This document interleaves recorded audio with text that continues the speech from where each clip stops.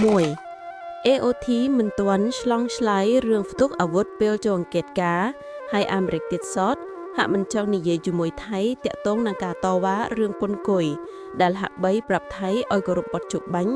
និងរក្សាកិច្ចព្រមព្រៀងសន្តិភាពដែល Trump បានចូលរួមធ្វើជាសាក្សីឲ្យបានស្រួលបួលតើកត្តានេះមែនទេទើបបានជាថៃកម្រិតខ្លួនមកចរចារឿងព្រំដែនជាមួយកម្ពុជាឡើងវិញ GBC ហើយចាត់ចែង 1. AOT មិនទាន់ឆ្លងឆ្លើយរឿងផ្ទុះអាវុធពេលចុះអង្កេតការណ៍ហើយអាមេរិកទៀតសោតហាក់មិនចង់និយាយជាមួយថៃតាក់ទងនឹងការតវ៉ារឿងពន្ធគយដែលហាក់បីប្រាប់ថៃឲ្យគោរពបទឈប់បាញ់និងរក្សាកិច្ចព្រមព្រៀងសន្តិភាពដែលត្រាំបានចូលរួមធ្វើជាសាក្សីឲ្យបានស្រួលបួលតើកត្តានេះមែនទេទើបបានជាថៃកម្រោយខួនមកចរចារឿងព្រំដែនជាមួយកម្ពុជាឡើងវិញ GBC ហើយចាត់ចែងក្រុមវាស់វែងបង្គោលព្រំដែនចម្រុះដែលកំពុងស្មុគស្មាញបណ្ដោះអាសន្នប៉ុន្តែខ្លួននៅតែគម្រាមកម្ពុជាដែរពិសេសគឺសម្ដីពីខាងទ័ពដែលឲ្យប្រជាជនកម្ពុជាចាក់ចេញពីភូមិឋានខ្លួន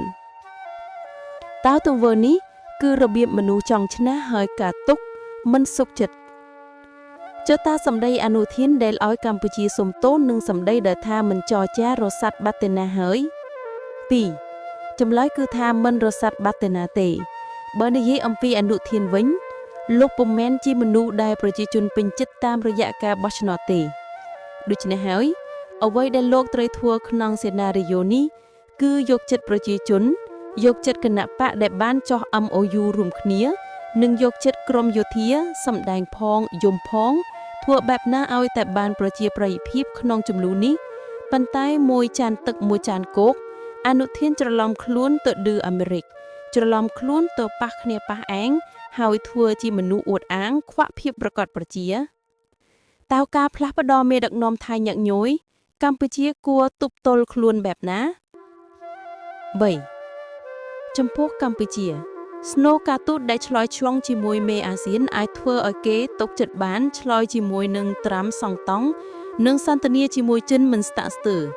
អ្នកទាំង3អ្នកនេះភាគីណាក៏សំខាន់ដែរហើយកម្ពុជាប្រហែលជាដឹងថានរណាធ្វើការបែបណាភាសានេះគឺបានសេចក្តីថាកម្ពុជាមិនពឹងនរណាមកកាន់ជើងកម្ពុជាទេប៉ុន្តែនាំគេមកមើលអំពីការប្រមាថនិងការឈ្លានពាន 4. ពេលវេលាបង្រៀនមនុស្សណាដែលចេះរៀនចេះច្បិតហើយការដែលត្រៀមខ្លួនជានិច្ចគឺមនុស្សចេះឈឺចាប់ហើយកែប្រែខ្លួនអ្វីដែលកម្ពុជាតបដោយត្រូវគឺរក្សាជំហរតែមួយដោះហើយមិនភ្អៀងខ្លួនរេចុះរេឡើងក្នុងក្រសែភ្នែកមហាអំណាច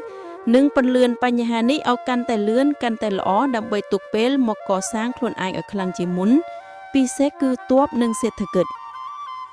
ក្នុងសង្គ្រាមគ្មានអ្វីចំណេញបញ្ហាចំពោះមុខសាមគ្គីគឺជាកូនសោគំនិតច្រើនយល់ឃើញច្រើនល្អច្រើនប៉ុន្តែគិតច្រើនយល់ច្រើនត្រូវតែធ្វើឲ្យច្រើនអ្នកយុទ្ធសាស្ត្រចិនខុងមីងធ្លាប់បង្រៀនថាមនុស្សគិតច្រើនមានផ្លូវច្រើនតែដាច់ខាតជ្រើសរើសផ្លូវណាដែលឈ្នះបានហើយគប់មិត្តបំបែកមិត្តសង្គ្រាមសន្តិភាពអាស្រ័យលើស្ថានភាពសាមគ្គីជាកូនសោ